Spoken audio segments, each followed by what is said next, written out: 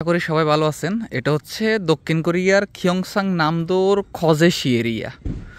তো মৎস্য খাতে যারা আসেন তাদের জন্য আমি ভিডিও করি।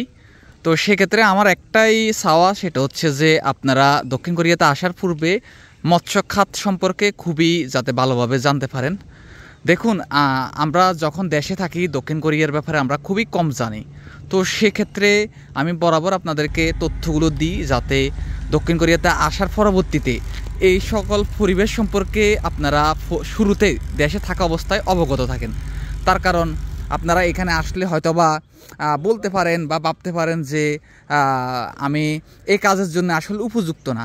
তাই আমি সবসময় আপনাদেরকে তথ্য দিয়ে অ্যাডভান্স তৈরি করার চেষ্টা করি।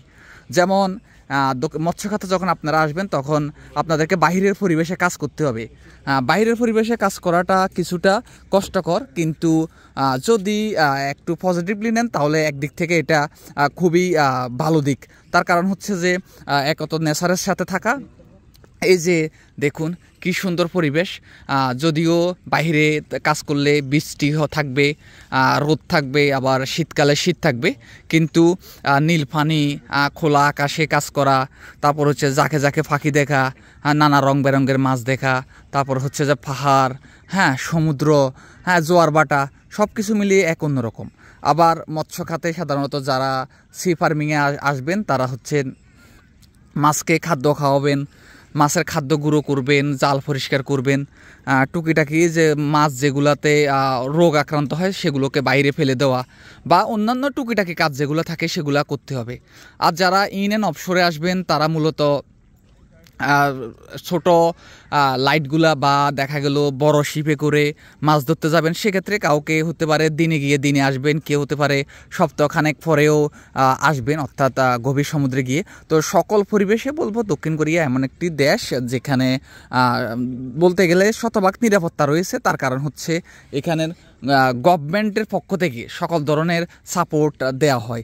তো সেক্ষেত্রে আপনারা নিশ্চিত থাকতে পারেন। আর মৎস্য খাত যদি এখানে এসে যদি আপনারা কাজ করে কাজটাকে ভালোভাবে শিখতে পারেন, আমি মনে করি যেহেতু এখানে প্রযুক্তির ব্যবহার রয়েছে সকল দিক থেকে, তো বাংলাদেশে গিয়ে আমরা সেটাকে ভালোভাবে কাজে লাগাতে পারবো। এক কথায় বাংলাদেশে যেমন আমরা জানি বায়ো প্লান্ট পদ্ধতিতে, বায়োফ্লো যেটা বলে সেই পদ্ধতিতে বর্তমানে মাছ চাষ শুরু হয়ে গেছে। তাছাড়া নদীতেও বা বাসমান পদ্ধতিতে কিছু কিছু জায়গাতে হয়তো বা ফাঙ্গাস মাছ বা বিভিন্ন মাছ শ্বাস করতেছে। সেক্ষেত্রে আপনারা এখান থেকে এসে যদি কাজটাকে আরও ভালোভাবে শিখতে পারেন তাহলে একটা পর্যায়ে গিয়ে দেখা যাবে আপনারা দেশে গিয়ে এই বাণিজ্যটা করতে পারবেন। তার কারণ এখানে এসে যদি আপনারা 5টা বছর 10টা বছর কাজ করেন তাহলে অলমোস্ট 1 করোড় হইতে পারে আপনারা ক্যাপিটাল আপনারা করতে পারবেন। সেক্ষেত্রে দেখা গেল দেশে গিয়ে আপনি আপনার এরিয়াতে এই মৎস্য খাতের কাজটাকে যদি কাজে লাগিয়ে যদি আপনি এটার উৎপাদনের জন্য কাজ করেন তাহলে আমি মনে করি বাণিজ্যিকভাবে অন্তপক্ষে আপনি সহ আরও বেশ কিছু মানুষের আপনি কর্মসংস্থার ব্যবস্থা করতে পারবেন।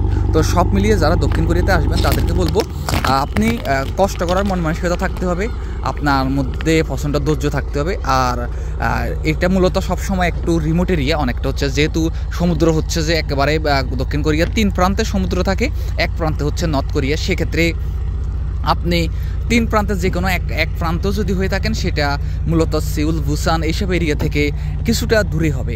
তো সেক্ষেত্রে আপনি সে পরিবেশে অন্যান্য দেশের লোকের সাথে থাকা এবং কি যদিও মানুষজন কম থাকে সেক্ষেত্রে নিজেকে মানিয়ে নেওয়া, তো সব মিলিয়ে ইনশাল্লাহ আমি আমার পর্যায় থেকে সাপোর্ট দেওয়ার চেষ্টা করব, তথ্য দেওয়ার চেষ্টা করব। তো আপনারা নিজেকে সেভাবে ইনশাল্লাহ প্রস্তুত রাখবেন।